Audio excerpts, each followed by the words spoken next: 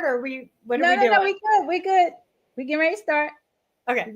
Meeting you My computer's where you slow, are. first one. The meaning behind the slogan is that we meet the community where they are. On We the are journey live. towards Thank you holistic for health, tuning in to a Naijha plant-based Speaks. lifestyle, and veganism, whether it's physically, mentally, emotionally, or spiritually. We do this through people, food, events, and culture. Our 6 pillars are birth, eating, education, empowerment, enlightenment, and events. We are Black Veg Society.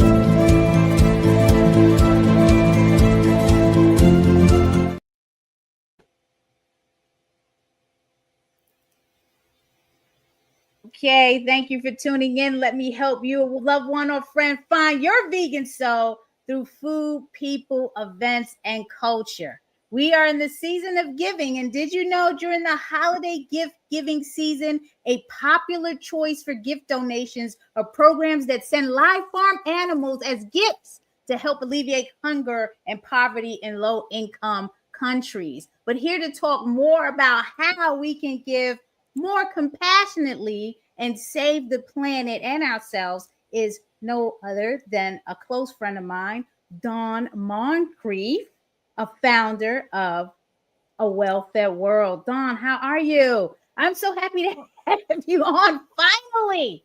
I know, finally. It's so wonderful to be here, but I mean the timing is perfect. So that's great. It is. Talk to us. What is Plants-4-HUNGER? Tell us about this. All right. Well, this is a campaign. I started it as an education campaign back in the late 90s when there was barely even an internet. It was just a little web page.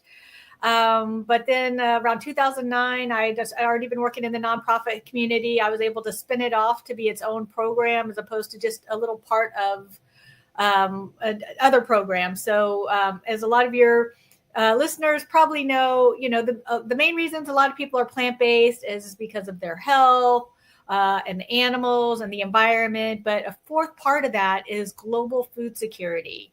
And it usually gets a little bit of mention, but we're one of the few organizations that really leads with global food security. And we're a facilitator. So I like to joke, but it's not a joke. I'm like, I don't cook the food. I don't distribute the food. I don't grow it, but we write about it. I present about it, and then we raise money. And we give it to our network. So we know just amazing groups on the ground. A lot of them, Naijha, and then we facilitate the funding to get to the groups who are doing the work in their own communities. We don't tell people how to do it. I don't know how to do it, but we find the groups that are doing the work. They're doing it well, but they don't have access to, like, U.S. donors in particular. As a U.S.-based organization, we have a lot of people who want to be able to give to low-income countries and communities. We also help groups in the U.S., as you know. And this is just a great way to do it. And we give for the Plants-4-HUNGER campaign that you're on that page right now, we give 100%. So, we raise our money for our organization separately. People can give where needed most. It comes to us, but they can give to Plants-4-HUNGER. We send it all. And I'm like, we're great because they're great, So it helps that it's not like, hey, just give us money for the holidays. Like, we're going to give it all away. And as we're going to talk about, we're partnering with Black Veg Society to promote this organization that I just joined the board of that's amazing in Africa, Malnutrition Matters. And even if you hover over that donate bar at the very top, you can see that it'll pull down one of the options is the Africa Soy Project. So you have to hit the designation drop down to see it. Okay. When it pulls up, but anyway, yeah, we can talk more about it. I'll stop there. But yeah, hit that little button where needed most, and you'll see it drop down, and it'll show the Africa Soy Project. Oh, there we go. Yes. Black Veg Society is partnering with A Well-Fed World on this initiative. Dawn, I have to tell you, and if folks don't know, Dawn and A Well-Fed World were instrumental in getting Black Veg Society off the ground. And I was looking for my little applause button so I and give a hand for that, because had it not been for your organization, I don't know where we would be today. So we definitely are so grateful and so appreciative of the support that you've given us over the 10 years. So yes, we are partnering in this. You taught me about the global hunger impact of the vegan movement, why people should go vegan. And this is important because it impacts Black and brown people mostly, right? Unfortunately, yes. Yes, that is the race and gender overlap with hunger and poverty globally is extremely pronounced, and with women and girls also. Anytime there's scarcity, women and girls are going to be even further impacted. So yes. I'm listening to the things that are going on in Sudan and all around the world. Like you said, women and girls. It's just unfortunate. So folks, you got to give today. The ticker is running on the bottom. So the website is there, welfareworld.org, no-animal-gifts. What? And they can hit any button. If they even just go to the main website, that I have it on the main donate button, it'll pull up as an option. And we're going to see everything that comes through that's designated. So we'll let you know, what the total is. So you can, give some shout outs if you want, or just, let folks know it makes a difference. I'm definitely going to give. I always give. Why is the work that A Well-Fed World does so important? Please talk to us about that. Like, people they don't even know. I mean, I have you on our Black Veg Society page, folks. You can go there and click on Earth, the Earth. And your page pops up. Why is your work so important, Dawn?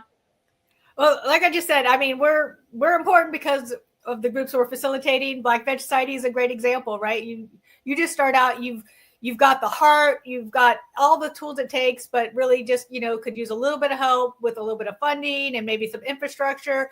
And then look at what you created.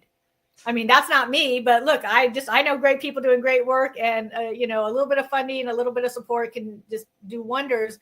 And we get a lot of folks. I mean, again, your members are going to be very plant-based leaning and stuff, but even non-plant-based folks love this project because like Heifer International and some of the other animal giftings, they're very expensive. It's kind of misleading. On that page, you can also link to the harms of animal gifting in particular. They're very endearing, right? You see these cute children hugging these animals. But what they don't tell you, it's still a slaughter industry at its core. It's very misleading, but it's also misleading that when people say buy a goat, you're not buying a goat for a family. Not even a little bit. Like, it's a fund, but they will have in the small print that it can be used anywhere. It can be redirected to high salaries, high fundraising. Heifer International CEO makes over $400,000 a year. Their fundraising budget is $38 million. $38 million.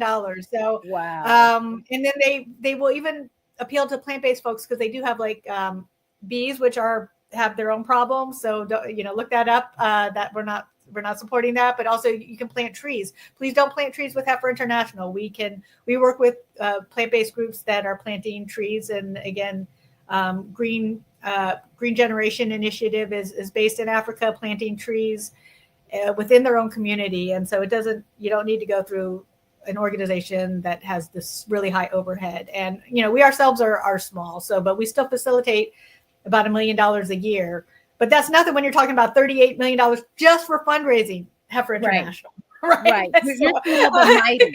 Yes. And you have a lot of fans, my people, Chili's on Wheels. Go, Dawn. Love A Well-Fed World. Thank you for championing food access. And my mom is here too. Good afternoon. Thanks for tuning in, Mom. Mom, this is Dawn Moncrief, A Well-Fed World. They've been funding and supporting Black Veg Society since we started. So I'm so happy that you're on to see who has been supporting us and doing all this incredible work around the world, all through plant-based food. Yes, it is great. It's spiritual, it's good, and it's helping the world. That's why it's called A Well-Fed World. Dawn, what other initiatives would you like us to know about? Hey, we have, as you know, if anybody's been to your events, we've got a free climate-friendly food guide on the website. And that photo right there you're looking at with the women, global grants and fiscal sponsorships, this is the project that's being supported. It's actually a group called Malnutrition Matters. And it's been around a long time. It's based in Canada, but it's shifting. All its executive leadership is going to Kenya right now. And so it's in that process, African-led, during this as it becomes transitioned over, so that's really great.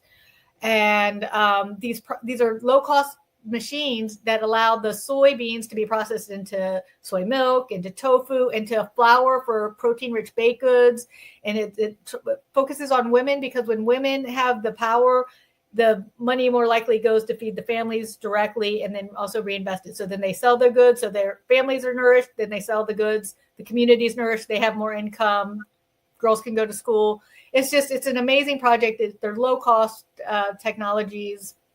I just love it so much. We also have a PB&J campaign. We're going to, where we simply say, hey, instead of eating that turkey sandwich, have yourself PB&J or any variation, right? But people really like that. It's a fun campaign.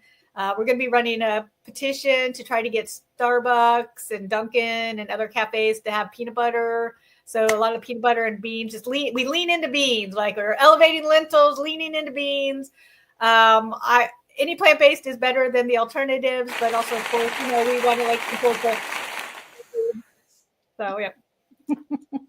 And peanut butter and jelly is so simple. My husband loves peanut butter and jelly. I mean, you can't go wrong with it. I mean, it's so nutritious and delicious. So I don't know what the problem is. I really let me know what you need from me for the Dunkin' and the other campaigns, because I'm definitely a Dunkin' rewards customer. I will help out with that. Okay, good. Yeah, I mean, I have to sneak it in for my mom. It's really, I think we can get the American Heart Association and diabetes people on board too, because people need protein. They have bagels, right? If they just had coffee, but they have bagels. You have bagels. Anybody has bagels or muffins or toast, you need to have peanut butter. I'm tired of sneaking it in for my mom. Exactly. I'll pay you $2. Come on. Exactly. I'm an avocado toast person, so I love avocado. Dawn, is there anything else? One thing I wanted to ask, are there any specific challenges that you're experiencing that you need help with? So we know there's a call to action for donating to the Plants for Hunger. Is there anything else that you can think of right now before we let you go that we can help you with? And how can we best connect and support you on that? Well, let me just say that this Plants for Hunger is designed as a gift-giving campaign, and we have custom e-cards. So as soon as people donate, they can donate in somebody's honor. So either for the holidays, for New Year's, for birthdays, just to appreciate somebody who inspires you. And so for folks to keep that in mind, and we might not always have the BBS sponsored link right there, but the soy micro business is for women. That's Malnutrition Matters. It's at malnutrition.org. That's the group we're sponsoring. I'm going to share right now for the partnership. And again, 100% is going. If we can send 110, we will. But I don't want to overpromise. I'd rather just promise the basics and deliver greater if we can. We're just so thrilled to be in touch and finally be here. And I guess I'll let people know. So the way it impacts global hunger, just really briefly, is that, animals eat much more food than they produce. And so when you do that, you're requiring more global resources, and that puts upward pressure on prices. So it's not quite the same as maybe when we were kids. They're like, hey, you have to eat all that because somebody's hungry somewhere else in the world, right? But all that inefficiency, if you care about food waste, why does food waste matter? For the same reason food waste matter, eating animal products mattered, because it's really inefficient. It's basically a form of food waste, since it's not needed, that animals are eating all this food. And it's even much greater for folks in your listenership who know that they might know 16-1, that like cows eat 16 pounds of grain to produce 1 pound of beef. That's very common in the veg community. It's actually more like 25-1. And we have that information on our website, awfw.org or wellfedworld.org under feed ratios. And so what that means is if somebody's eating a hamburger patty, just a small one, just a 100 calorie hamburger patty, beef patty, 25-to-1 ratio means that cow ate 2,500 calories to produce that one little 100-calorie patty, and that's enough calories to feed an adult active male. So I mean, it's a lot of waste and putting all that strain on the global food system. Even if you think, oh, it's scarcity, not distribution, or it's distribution, not scarcity. It's not that simple. It puts upward pressure, and we bid food away from the poorest of the poor. We did it during the Ethiopian famine. I was so shocked in the 80s I was really shaped by that. And then I found out, that's actually a common practice where low-income countries, food insecure countries, will export food to be used as animal livestock feed for wealthier populations. And I learned that through you. You did a presentation at the Baltimore Ethical Society here some years ago, where you taught, and that was the next thing that I learned. I said, "Oh my goodness!" Like I have the spirit here, because if people don't know, then this is why you have the consumption and the lack of understanding what's really going on in the world economy. So Dawn, I really appreciate you coming on. Folks, Black Veg Society is partnering with A Well-Fed World on the Plants for Hunger initiative. Please go to, I had the website here where it is, awellfedworld.org/no-animal-gifts. Give to A Well-Fed World, select the soy African Soy Project. Yep. It'll say BVS on it. And anywhere on our website, they'll find it. So they can just get to it easily. Don't worry about a long URL. Y'all will find it. It's on the navigation and we'll bar. Share that all around. How long is the campaign going on? Is it during the month of December?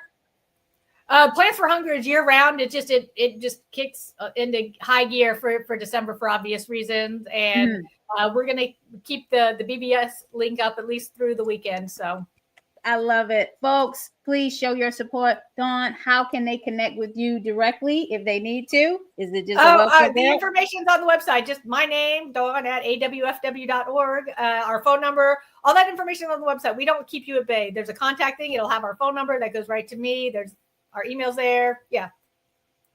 I appreciate you. Folks, I'm going to bring on our next partnership, which is Debra Wasserman of Baltimore-based Vegetarian Resource Group. Hi, Dawn. Hi, Naijha. Hi. Yes, you guys know each other, of course. We've known of each other for a long time. Yeah. So we're all in the right circle, and Black Veg Society is so appreciative of the partnership and the support. So Debra, now you're up. You got to talk to us about what's going on in your end. Sure. Thanks for having me on. The Vegetarian Resource Group is a national nonprofit. We began in 1982. So I have been promoting veganism forever. We do our main goal is to reach out to mainstream. We work with health professionals, food service individuals, students, businesses, you name it. The goal is to make it easy for anyone to be vegan. One project we've been doing for a long time is reaching out to registered dietitians by exhibiting for over 37 years at their national convention. Wow. By doing this, we're getting reliable, accurate vegan information to health professionals in their hand. And many people don't realize, but dietitians often have large buying power. They may be in charge of ordering all the food for the military branches, like the Army, or someone may be in charge of ordering food for an entire hospital chain or a senior citizen, like assisted living program. And it goes on and on and on. So they have a lot of buying power, and you want to make sure they know what really is vegan and what is not, and what would work in a food service. We've also been commissioning national polls by reputable organizations such as YouGov or Harris Polls to find out the trend of how many people are vegan, also what vegans would like to eat and not eat, and that sometimes is surprising. Also, where they're from, what part of the country, the income of vegans, And this information that we gather, and we've been doing it since 1997, 1994, this data is very valuable to businesses when they're making decisions on what products to produce. Also, we produce Vegan Journal, which, as the title says, is a vegan magazine. We've been doing that for all along. We produce vegan brochures. Finally, we submit testimony to the USDA and FDA when it's appropriate.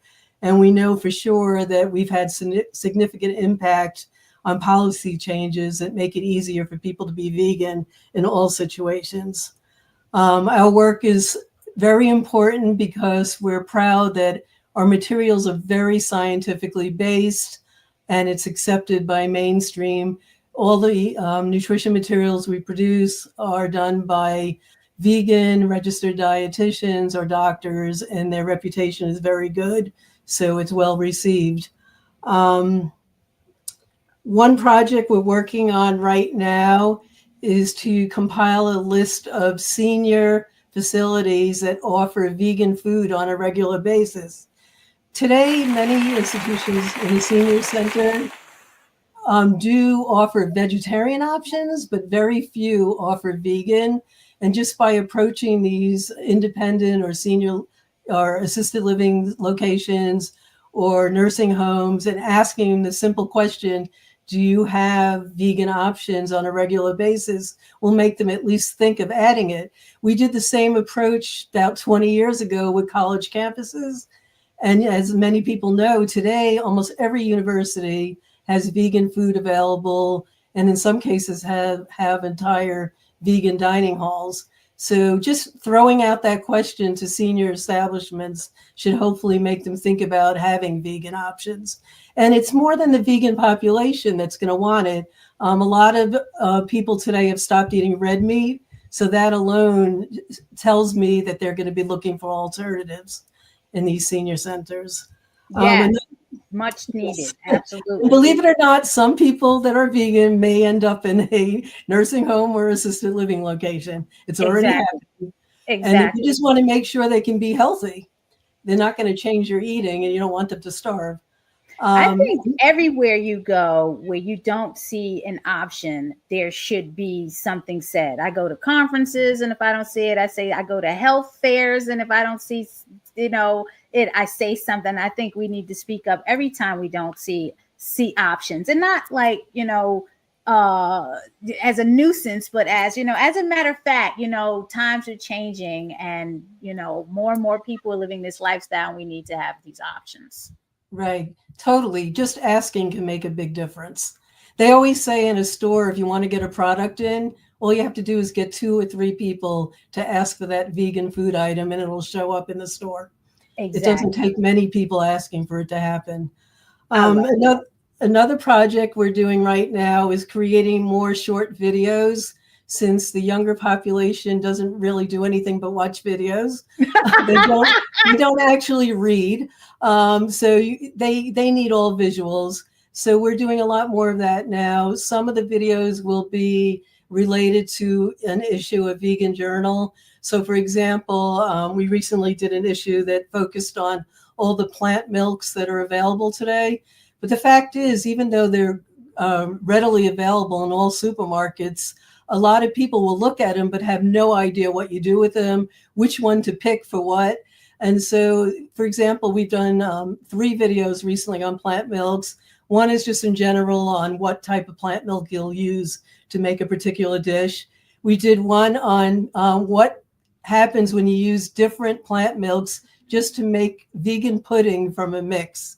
And the texture comes out completely different, and we show people the differences. And people might like their pudding different ways, but it shows you how there can be a difference by using, let's say, soy milk versus cashew milk versus coconut milk. They're all different because of the texture. Texture is everything. People are real. Yes.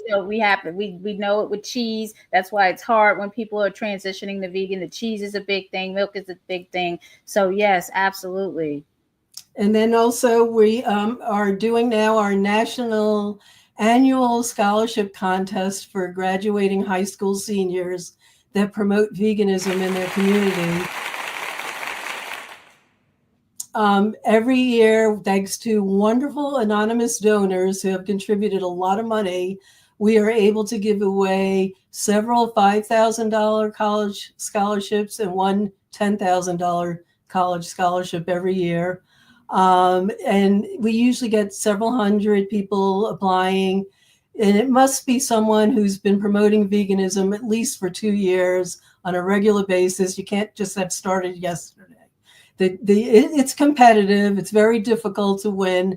But we're proud to say that we've been doing it for over 20 years now. And some of the winners told us they would not have gone to college without the scholarship we gave them and the encouragement. Some have become vegan doctors. Some are now vegan environmental lawyers, you name it. So it's very rewarding. Another thing we do is we investigate on a regular basis food ingredients to determine if they're vegan or not. It's a very difficult job because of proprietary information. The woman in our organization who researches this has a strong science background, so she can ask enough questions to figure out whether an item is vegan or not. She also goes to the sources of who's actually manufacturing that ingredient. And all that information is on our website, vrg.org, and it's a food ingredient guide, and you can find it on our website. So when you go to the supermarket and look at the label and you have no idea what all those long words mean, this will help you a lot. Let's see, we've been helping other groups on a regular basis. For example, we've worked with you, Naijha. Yes, giving out all the journals and the pamphlets. I love the Save the Water and the Vegan Diet in a Nutshell and the vegan. Let me tell you something, we can't keep those journals stocked. It's the same like the climate friendly food guide. Like folks just take that stuff. They love it. Come swing by again and get some more. But we've been doing this all along because we started as a small local nonprofit and know how difficult it is to have the money to produce your own materials. And since we're able to do it on a large scale and it becomes cheaper to do it that way, we offer all our brochures and vegan journals to both groups and individuals that are reaching out to their community. We'll send it for free. If you can make a donation, that's wonderful. It helps us too because it gets our materials out, but it makes the group have a better exhibit when they're doing outreach and also to answer people's questions. Some of the brochures are very specific. For example, one is on vegan pregnancy and childhood. There is not very much information on that out there. And especially for a vegan infant or let's say a toddler, you have no idea how much food to be giving them to meet all the requirements. Right. And our dietitian has a very practical guide at every different age group of how much food, what food you should be eating and what quantity. We also have teen brochures and other items. Do you have any questions, Naijha? I was looking at your get involved because that's very important, getting involved. Any challenges that you're trying to overcome right now that you need assistance with from Black Veg Society or from anyone that's listening out there? Okay, that's great questions. One is obviously since we run this scholarship contest every year, the deadline is in February, but we ask for people to apply earlier if possible. Although I must say 18-year-olds will all do it on the deadline date and be calling us at midnight to see if it was too late. But anyhow, adults do that too when it comes to grants. Yes, well, yeah, everyone does that. But anyhow, if you know of any high school seniors in the vegan movement who are promoting veganism on a regular basis, make sure they know about it. They should apply. Also, we, as I said, get over 200 applications for that scholarship contest. And we use all volunteers to acknowledge every single entry to encourage the students to continue their work. So even if someone doesn't win, they're getting an encouraging letter. Most people today, when they apply for college scholarships, never hear anything about their application unless they win. And it's awful because in our case, it's a lot of work to apply. So we have volunteers. And if you'd like to do that, we would email you their essay. You just write up a short paragraph encouraging them for what they're doing, and then we'll forward it to them. And the students appreciate it, and many of them say that we're the only one that thanked them for applying. So I feel good about that. Also, we have an online veggie restaurant guide to the US and Canada. If you ever want to volunteer writing up entries for that, we use all volunteers for that as well. And again, if you want to hand out our materials, that would be wonderful. When there's obstacles, it's basically just getting out the information more. So we create the materials. We do exhibit all over the country, but we obviously can't be everywhere. So if you hand them out, we love it. And I love handing them. So you already know, in all the time that we've been connected, I reach out for guides, and we have members on the board that reach out for guides. So we're all reaching out for guides, and it's important because sometimes people don't want to come to you directly. They want to do things on their own. That's why we have you under the empowerment emblem on our website. Empower yourself, because the information is out there, and you can do all the research yourself. You don't have to listen to us, and that's very important. How else? How has the partnership, on top of us giving out guides and sharing information, how do partnerships such as the one you have with Black Veg Society help VRG? I think that's important. Collaborations, partnerships, we need to thrive that way. There's power in numbers. How does that help? Exactly, the power in numbers. I mean, there's never enough people doing outreach. The interest is there. Like I said, we always focus on mainstream and reach out to the public. And I'll tell you, no matter where you go with the information, there's a tremendous amount of interest. So you just have to be available. So that's how it helps. You know, it feels like it's my birthday today. I've never had Dawn on. I've never had you on, Debra. So this, I'm happy. I already got my gift. Yes, and it finally worked. How can people best get in contact with you at VRG, Debra? Anything else you want to say before we? Sure. Well, first go to our website, vrg.org. We have a wonderful Facebook, Instagram. We have a blog. All previous issues of Vegan Journal are available for free on our website. So you could just go there. We just give out. We do so much original research in these publications. $3.99. And you could Google. There's an index. I mean, not Google. Look up in our index any topic. For example, if you have 1 million tomatoes during the summer and don't know what to do with them, just Google it and recipes would come up. If you don't know what to feed a senior citizen who's vegan, just Google that on our site and you'll get the information. And you can email us at vrg@vrg.org. I see you, Chili's on Wheels. They are sharing out. Very important, because they deal with the youth steering committee over at the Friends of the Earth. And if you haven't heard of the initiative there, the Plant Power School Meals Coalition, which Black Veg Society is a founding member of. So, you know, that is near and dear to our heart. And we love to share that information, people that need to join that coalition. It's been a pleasure. I appreciate y'all. If I don't see you face to face, here is my happy holidays and Merry Christmas, Happy Hanukkah, Kwanzaa, all of that, and a very blessed, safe, and joyful New Year. And I will see you then. To you too. Thank you, Dawn. Thank you, Debra. Have a good one. Thanks, everyone. Share out. Don't forget, donate. Meeting you where you are.